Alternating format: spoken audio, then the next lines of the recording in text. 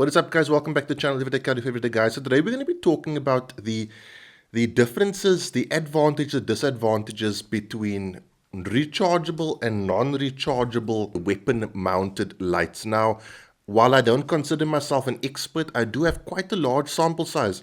In terms of weapon-mounted lights, I've got well over 20 of them, and I've reviewed most of them, so you'll find that on my channel. And I've drawn some conclusions about whether or not rechargeable non-rechargeable is the way to go. You're going to get non-rechargeable. You are going to get rechargeable, but you can remove the battery, and rechargeable, but you can't remove the battery.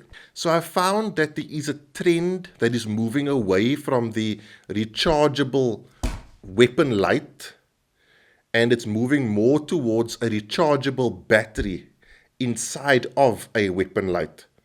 Right? Now that is important because your weapon light can never die on you. And something I highly encourage you is to always take time every single day when you put on your gear to check your weapon mounted light and your handheld to ensure that they have power. Okay, especially if you're running a unit that requires the light itself to be taken off the firearm, or the light itself to be charged as opposed to just charging the battery. This is really, really important because a weapon-mounted light is not something you can have fail on you when you need it.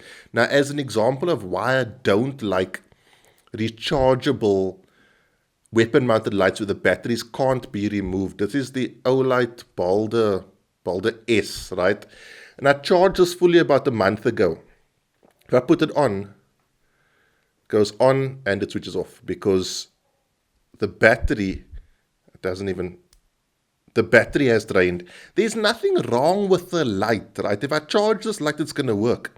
But I've noted that more often than not, rechargeable flashlights, i.e. not rechargeable batteries, rechargeable flashlights or weapon-mounted lights tend to have a larger amount of battery drain when they are not being used.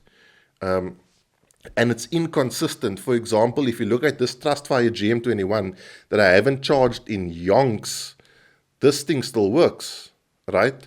Then if you look at the GM23, which I also haven't charged in yonks, this one's completely dead. Now, if you are someone who has a weapon-mounted light-only holster, which most holsters are, most modern holsters are designed specifically for the light, you now can't even properly carry your firearm, or if you are going to carry your firearm, you're going to have to carry it with a light that doesn't work.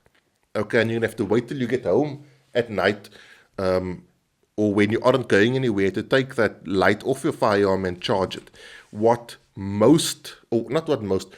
noticed a lot of companies going for these days, this is the Phoenix G19R, is the rechargeable but replaceable battery. If I note this battery is dying, I can then chuck in another one and off I go. But I do still notice that with rechargeable batteries, there is a larger amount of battery drain and an inconsistent amount of battery drain when in storage. As an example, my X300, I haven't replaced batteries on this. It is the light I use the most often, and she's good to go, right? I've never had an issue, and I check this every single day. Similarly, with my TLR7A, still the original batteries that this light came with, and yeah, they still work.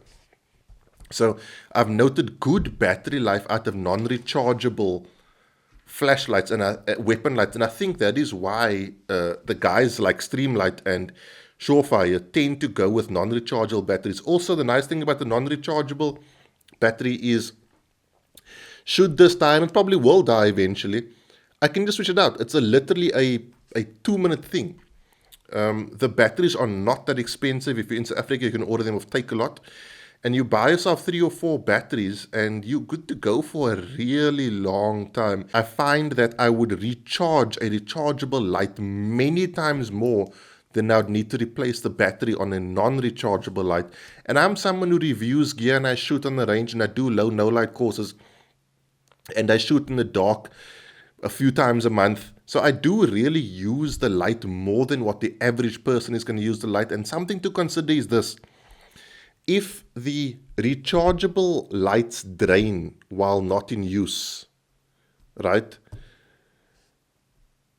How do you know when your light is going to be at full, minimum, or off capacity? Okay, I know for a fact, if you tell someone check it every week, there's going to be that 1 week where they say, I'll check it next week, and so on and so on.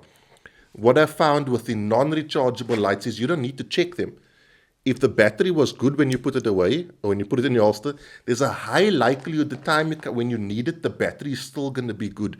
I find non-rechargeable lights, batteries don't drain as much as rechargeable lights. So that's my opinion on that. Guys, the point of this video is I do get a lot of questions about should I buy this light, should I buy that light? And I just wanted to give you information so you could make the best call possible for your needs, and then use the things I've told you in this video to ascertain whether or not your next light purchase is exactly what you want and or need, to ensure that when you buy something you don't waste your money, or you don't get something that doesn't suit your requirement. That is it, guys. I'll see you in the week for a vlog. Have a good week. Be safe. Train hard. Cheers. God bless.